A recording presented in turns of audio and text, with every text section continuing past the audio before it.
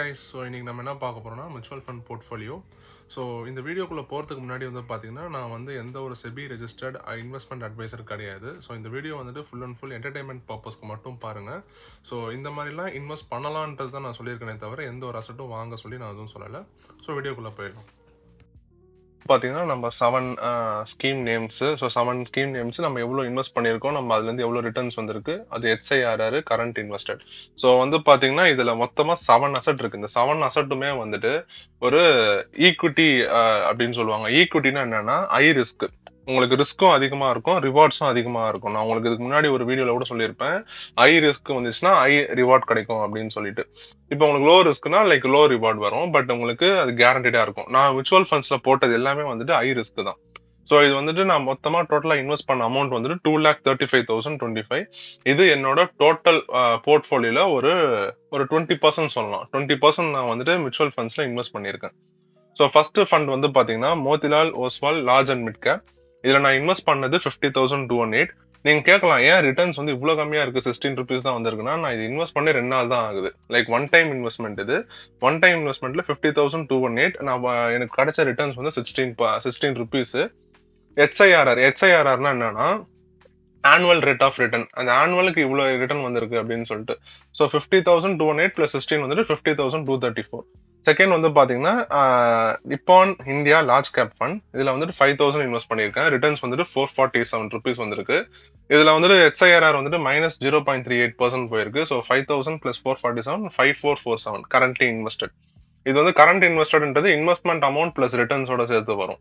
So உங்களுக்கு இங்க பாத்தீங்கன்னா இந்த பிளஸ் அப்படின்னு போட்டு இஸ் ஈக்குவல் டு பிளஸ் அப்படின்னு கொடுத்துருக்கோம். C பிளஸ் டி அப்படின்னு சி காலம் பிளஸ் டி காலம். தேர்ட் வந்துட்டு UTI நிஃப்டி 50 இண்டெக்ஸ் ஃபண்ட். இதுல வந்துட்டு 4,000 இன்வெஸ்ட் பண்ணிருக்கேன். இது ரிட்டர்ன்ஸ் வந்துட்டு 159 வந்திருக்கு. இது வந்து எப்படின்னா ஒரு ஒரு SIP மாதிரி 2,000 என்னமோ இன்வெஸ்ட் பண்றேன். இதுல லைக் 2,000 எவ்ரி மந்த் இன்வெஸ்ட் பண்றேன். So 4,000 plus 159 4159 currently invested. நிப்பான் இந்தியா மல்டி கேப் ஃபண்டு. இதுல வந்துட்டு இன்வெஸ்ட் பண்ணது 7,000. ரிட்டர்ன்ஸ் வந்து பாத்தீங்கன்னா 557 வந்திருக்கு. ஸோ டோட்டலா வந்துட்டு 7,557. HIRR வந்துட்டு -0.33%ல இருக்கு. ஃபிஃப்த் வந்து பாத்தீங்கன்னா SBI PSU direct plan. Invested amount வந்துட்டு 25,999. ரிட்டர்ன்ஸ் வந்துட்டு 2,025 ருபீஸ் வந்திருக்கு. HIRR -0.13%. இதுல வந்துட்டு ஓரளவுக்கு டீசென்டான இன்வெஸ்ட்மெண்ட்டே வந்திருக்கு. ஏன்னா இது வந்துட்டு மந்த்லி இன்வெஸ்ட் பண்றதுனால மந்த்லி ஒரு 2,000 நினைக்கிறேன், 2,500 சம்திங் இன்வெஸ்ட் பண்றேன்.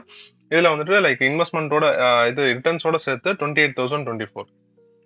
சிக்ஸ்த் வந்து Motilal Oswal mid cap fund.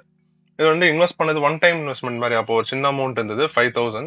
So அதில் ரிட்டர்ன்ஸ் வந்துட்டு 582. மொத்தமாக HIRR சேர்த்து 5,082 rupees currently invested. Parag Parikh flexi cap fund. இதுல வந்துட்டு இன்வெஸ்ட் பண்ணது 137,808. இதுல ஒரு 1,20,000 ஒரு ஒன் டைம் SIP மாதிரி பண்ணியிருப்பேன். அது வந்துட்டு ரிட்டர்ன்ஸ் வந்துட்டு 1,200 சேர்த்து 1,39,008 ருபீஸ் வந்துட்டு இன்வெஸ்ட்மெண்ட். ஸோ மொத்தமாக வந்து பார்த்தீங்கன்னா 2,39,511. நான் இன்வெஸ்ட் பண்ணது 235. எனக்கு கிடைச்ச ரிட்டர்ன்ஸ் 4,486. நான் இப்போதைக்கு இந்த அமௌண்ட் வந்து பார்த்தீங்கன்னா எடுக்கிறதா ஐடியாவே இல்லை. இது வந்துட்டு இன்னும் ஒரு லைக் மினிமம் ஒரு 5 to 10 இயர்ஸ் இது அப்படியே வச்சிருவேன். அதே மாதிரி வந்து பார்த்தீங்கன்னா மந்த் ஆன் மந்த் நான் 6,000 SIP பண்ணிட்டே இருக்கேன். ஸோ அதுவும் போகும்.